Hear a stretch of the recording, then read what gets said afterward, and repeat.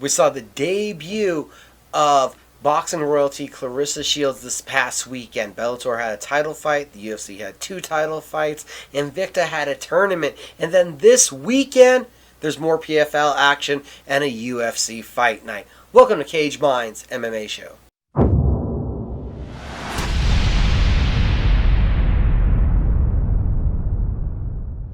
As expected, the debut came with success. The debut came with a knockout, but it did not come without its own bit of adversity. Clarissa Shields was taken down, found herself mounted by Brittany Elkin, found herself getting grounded, pounded. Bravo to Shields, had escape and armbar. Finally, though, you saw the experience advantage. And part of that is just the competitive experience advantage of going 12 rounds and knowing what high-level cardio is like. We're into the 3rd round. After 2 rounds of dominance, Brittany Elkin looks to gas out on a single leg, gets trapped trying to fight for that takedown, freezes up as the ground and pound from Clarissa Shields rains down. Looked like Elkin is desperately trying to go for a half-guard sweep, but it is not there, and eventually, of course, that power punching translates from the feet to the ground, and Shields finds her way to the knockout victory. It was as expected, it was as hoped for, it was the decision and the outcome people wanted. It showed a lot of promise, but it did show a lot of holes and gaps in her MMA game that still need to be filled. And it looks like a fight that I feel both fighters can walk away with their heads held high. But again, props to Clarissa Shields on getting the knockout. For the rest of that PFL 2021 number 4 card, about the lightweights and the featherweights, we got the full results up at cageminds.com. The best finishes on the card, the best submission came from Sheymon Moraes. After spending much of the 1st and 2nd round on his back with Jesse Stern on top, it was Stern in half guard, Moraes able to lock up, use it to sweep, and then finish the fight with a Kimura.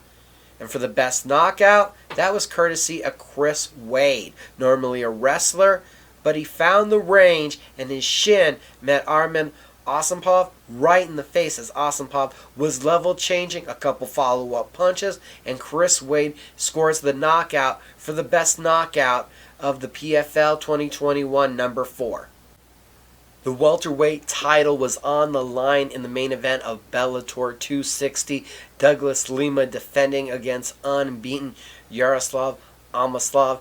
And this fight would be 5 rounds of hell for Douglas Lima as the Ukrainian fighter would close the distance. And between switching up from his body locks to single legs and even mixing up just a couple body lock slams in the mix, it was continual ground dominance into the 5th round where you saw a mighty comeback from the champion looking for the knockout, but it was too much. Bellator now has a 26-0 welterweight champion, Yaroslav Amosov. Also on the card, we may have seen who will be the first title challenger to the new champion's reign, as in the co-main event, Jason Jackson ran his win streak to 5 in a row, out wrestling Paul Semtex Daly. Daly 43 victories, 34 by way of knockout, so Jackson goes the smart route, takes this one to the ground, and dominates all the way through. It leaves us with an interesting question of who will be next for that welterweight title. Because at the desk, you had Michael Venom Page on commentary, also his own 5-fight win streak, but it's just me. A higher quality of wins are the wins that Jason Jackson has collected during his streak. Paul Daly, Neiman Gracie. I think that Neiman Gracie victory is the deciding one. MVP has not beat a guy as high ranked as Neiman Gracie was when Jackson beat him, just 1 fight removed, just a couple weeks ago, before jumping on this huge opportunity to take on Paul Daly, who he considered a legend. I believe Jason Jackson, Yaroslav Amosov has to be the next Bellator welterweight title fight. Also on the card, we saw the continual improvement and development of Aaron Pico. We knew that he just barely missed out on the Olympics with his wrestling. And for his MMA career, we had seen Just brutal finish after brutal finish with hooks. At Bellator 260, you saw that wrestling game meet up with the striking, and it all came together for a lopsided beating of Aiden Lee. It looks like it's all coming together for Aaron Pico. Friday night also saw Invicta FC back on Access TV for the Phoenix Atomweight Tournament. One night, 8 fighters. Who would come out as the Atomweight #1 contender? I already told you guys, whoever got a finish and had the fastest finish in the quarterfinals would get to pick their opponent in the semifinals. This would be pivotal for the night's results. The only finish of the quarterfinals saw Lindsey Van Zandt collect an armbar over Katie Perez. Then when given the decision as to who she would fight in the semifinals, Van Zandt chose Linda McHale. McHale had a pretty swollen right eye and looked to be the most visually beat up of the 4 ladies heading into the semifinals. With the decision victory there, Van Zandt would meet Jessica Delboni, who she predicted she'd face in the finals. Delboni, coming off of a split decision loss to current champion Elisa Zappitella, who felt she should have the title around her waist, and when she walked out of the cage after that split decision loss just 3 weeks ago, was still the #1 contender at 105 before this atomweight tournament came up, and decided she would jump back in and be a part of this tournament to reclaim and solidify her #1 contender status. It was Delboni backing up Van Zandt in the first and the second round with her power punching and cutting off the cage that would make the difference. Early, you would see Van Zandt collect herself, find her kicking game late, and creating the distance, but it was too little, too late, as Jessica Delboni wins the decision and is still your Invicta FC Atomweight #1 contender. I said that choosing who you would fight in the semifinals would be a big difference because Van Zandt had already predicted that Delboni would be the toughest competition of the night. And even the broadcast team live questioned, wouldn't the wiser choice have been to fight your most dangerous adversary in a 5-minute fight, where she was not able to wear you down with her power boxing and continue to stalk you down? Then again, that was Van Zandt's decision, and it was not the one that paid off. Be looking forward to Elisa Zappitella versus Jessica Delboni too. UFC 263, the main event middleweight title fight rematch. 3 years since the first time they met. A 5-fight win streak saw Marvin Vettori earn this opportunity at revenge at Israel Adesanya, who is returning to 185 pounds after a failed attempt to become the simultaneous 2-division champion, getting out-wrestled by Jan Blachowicz up a division. We would see the Italian fighter Vettori look to replicate that strategy, taking Adesanya to the ground in the first round. From there on out, though, the Nigerian, who trains out of New Zealand, would be able to stay on his feet. And I'm not sure if he was the surgeon, because it was precision taking apart Vettori's lead leg, or if he was the professor, because he taught a master class in distance control and how to defend takedowns for that last 20 minutes. Back home at 185 pounds, the champion defends his throne, the king grabs his title, and then calls out for his next outing to be against his nemesis, calling out Robert Whittaker. So the last style bender versus Bobby Knuckles 2 should take place later this year in a stadium in Auckland, is what the champion says is going to happen. We had a co-main event that was also a rematch.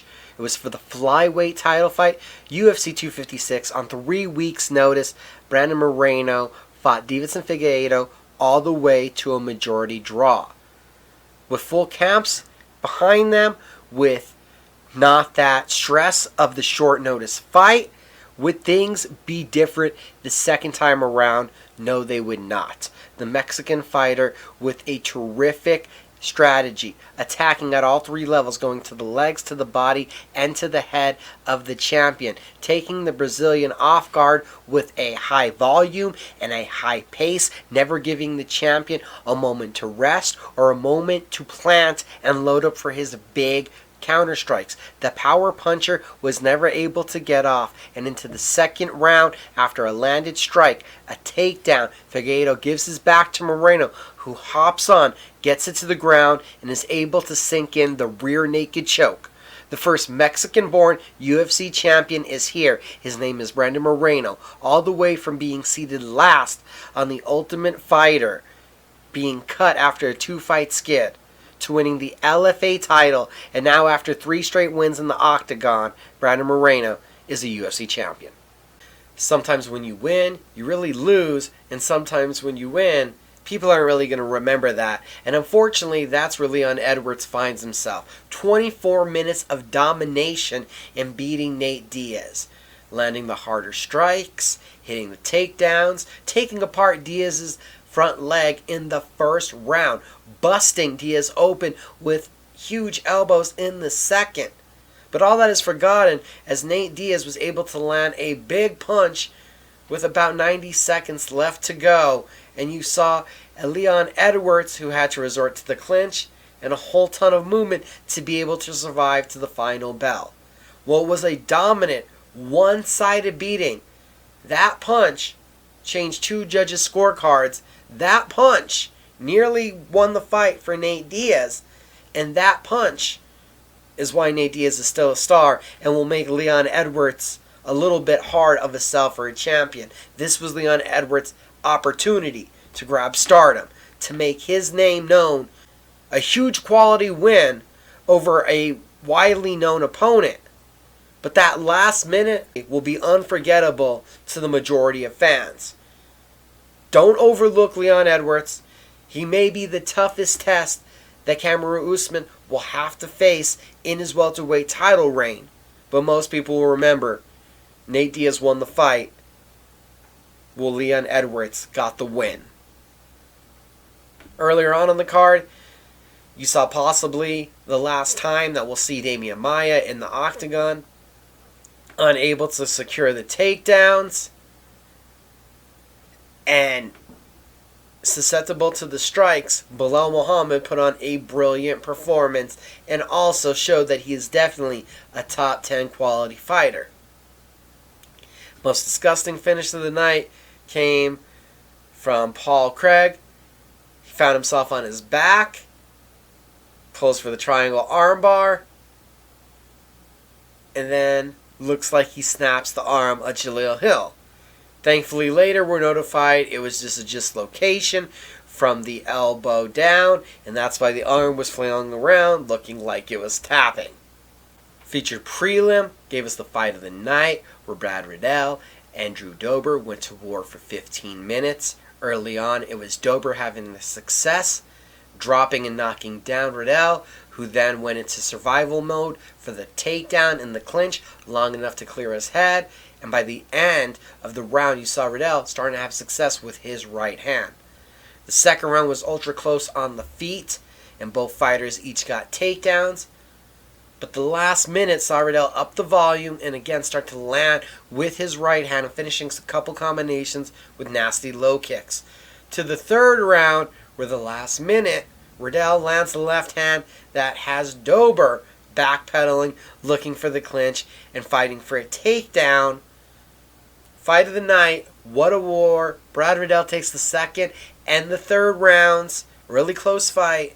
Gets the decision victory and probably gets himself a number next to his name. Dober came in ranked at 13, number 1 contender in the women's flyweight division. Lauren Murphy and John Calderwood battled it out for 15 minutes.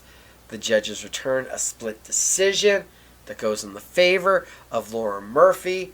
The most decisive of the 3 rounds was the second round, where Murphy had 3+ minutes of top time. The second and the third round, really a coin toss.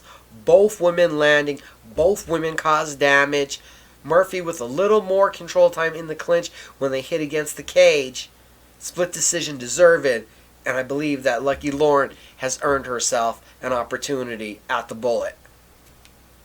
Also talking about ranked fighters, Movsar Evloev shows his mettle against Hakeem Dawodu.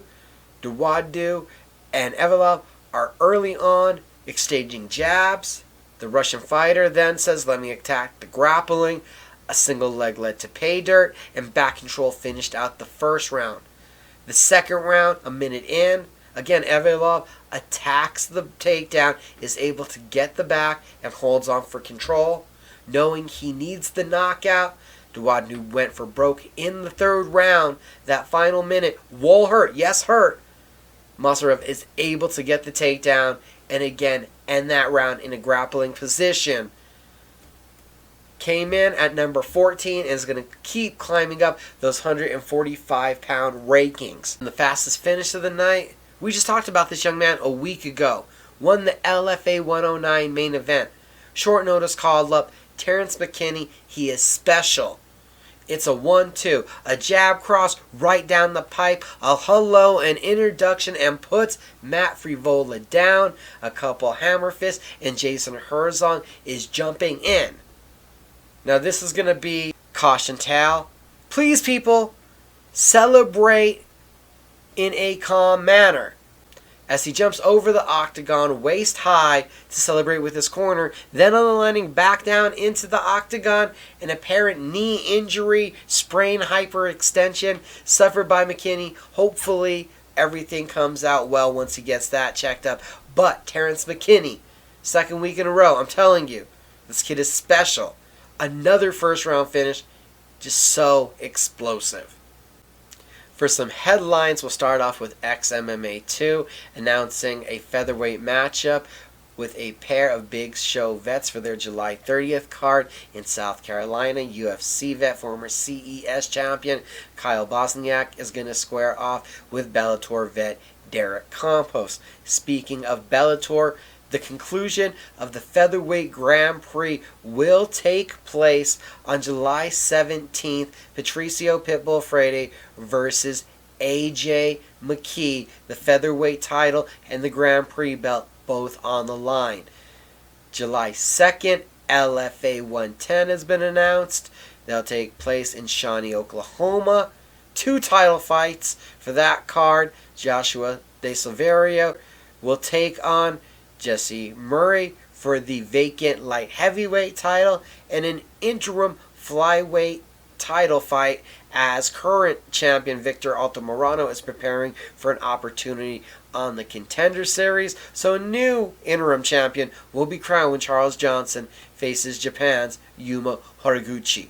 In UFC news, the promotion has announced Andre Fili versus Daniel Pineda added to the UFC Fight Night on June 26th, and that Ed Herman is out of a light heavyweight matchup that'll now see Kennedy Nzechukwu stepping up to take on Danilo Marcus. Herbert Burns is out, and Billy Quartello will be facing Gabriel Benitez at the UFC Fight Night on July 17th. Song Yadong versus Casey Kenny, a bantamweight matchup, and Vicente Luque versus Michael Chiesa, huge one in the welterweight division. And Tisa Torres versus Angela Hill has been rebooked, another ranked matchup at 115 pounds. All 3 of those fights will be on the UFC 265 card on August 7th. Roosevelt Roberts versus Ignacio Bahamondes, a lightweight bout, has been added to the UFC Fight Night on August 21st. In women's flyweight action, Tracy Cortez versus JJ Aldrich has been added to the UFC Fight Night on August 28th. Also, for September 18th's UFC Fight Night, Anthony Smith is going to be taking on Ryan Spann. That is a huge one at 205 pounds. The light heavyweight division has also added to the card Tafon Nzechukwu against Mike Rodriguez. UFC 266 on September 25th has added 2 women's flyweight bouts. One will see Jessica Andrade against Cynthia Calvillo, and the other has Mana Fiort against Mayra Bueno Souza. And for the UFC Fight Night on October 2nd, lightweight edition, we'll see Joe Solecki versus Jared Gordon. We continue on in the 2021 PFL regular season. It's event number 5 this week, featuring the welterweights and the light heavyweights. Welterweight action in the main event as the former Bellator champion and UFC title challenger Rory MacDonald takes on longtime UFC vet Gleison Tibau. MacDonald submitted Curtis Millender in his PFL debut in 3.5 minutes. Well, Tibau lost his debut, but the Brazilian is always dangerous. 14 wins by submission. Co-main event, your 2020 PFL welterweight champion Ray Cooper III. 100% finishing rate takes on Nikolai Alexakin. Unbeaten in his last 8 fights. 11 wins by knockout. Cooper, don't forget to kick off the PFL season, submitted Jason Pont with a vicious arm triangle. Emilio Sordi, the 2020 light heavyweight champion, is going to be facing off with Dan the Dragon Spawn. Believe me, that one is going to stay on the feet.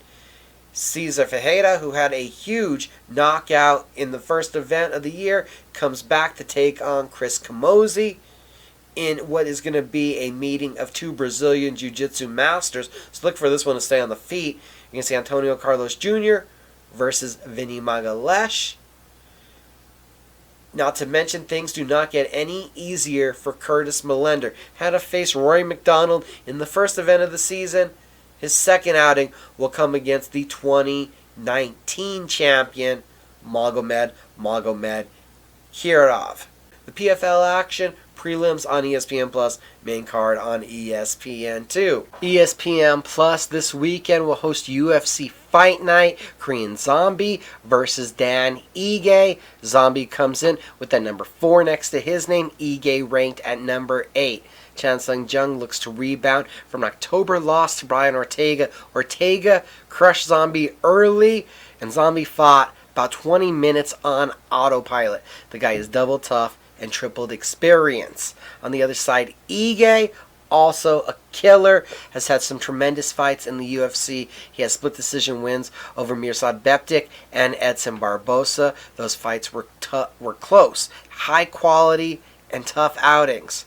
After a loss, Ige is back in the win column after a 22-second knockout of Gavin Tucker. So for Ige, it was a win streak to get to a high-level fight. Lost that fight, then had to take on a prospect, and now gets the opportunity to put himself in prime position one more time, taking on the number 4 ranked Chan Sung Jung. Jung, 6 submissions, 8 knockouts, one of 2 guys ever to pull off a twister submission in the UFC. Well, Ige has 9 finishes, 4 knockouts, 5 submissions. This one, very much as the main event, could be fight of the night or even fight of the year type quality action. Co-main event is a heavyweight bout. Number 15, Alexei Oleinik, who has 59 wins, 45 of them by way of submission, takes on Moldovan Sergey Spivak. Spivak comes in off of back-to-back decision victories. He does have 11 finishes to his credit, 5 by knockout, 6 by submission. With Oleinik on a 2-fight skid, I think this is the Moldovan's opportunity to break into the rankings. Talking about rankings, Marlon Vera has to defend his number 15 at 135 pounds against Davey Grant. Vera's won 6 of his last 8.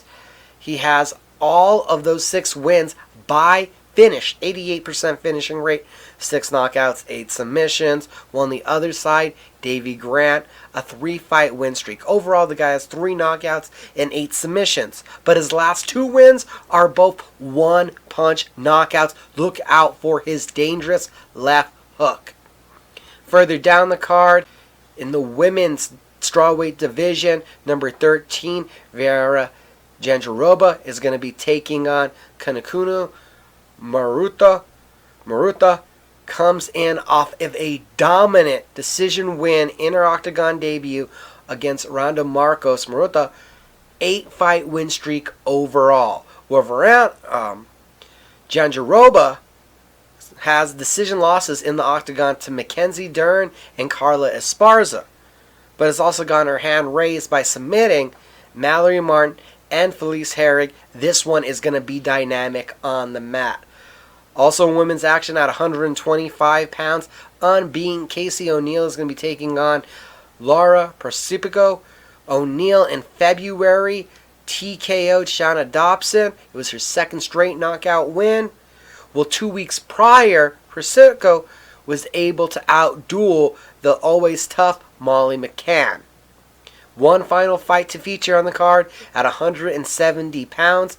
Matthew Slemensberger, 5 wins by knockout, 1 submission, a 5-fight win streak, and 2-0 inside of the UFC, coming off of a knockout of Jason Witt, takes on Chaos Williams. Williams, back-to-back first-round knockouts, had him on that rocket ship to stardom. But after a December decision loss to Michael Pereira, Chaos looks to get back into the win column and find that finishing formula once again. It's going to be a fun fight night. I feel like this is another one of those cards. It's kind of flying under the radar coming off of a pay-per-view, but that's just the kind of fight night that's going to deliver a lot of finishes. Do me a favor and visit CageMinds.com and keep up with us on social media. That's Cage Minds Combat Sports News on Facebook, at CageMinds_CSN on Instagram, at Cage Minds MMA on Twitter. The YouTube is Cage Minds MMA Show, and you can also check out Micah Frankel's Cage Minds anywhere you get your podcasts. Thanks for listening.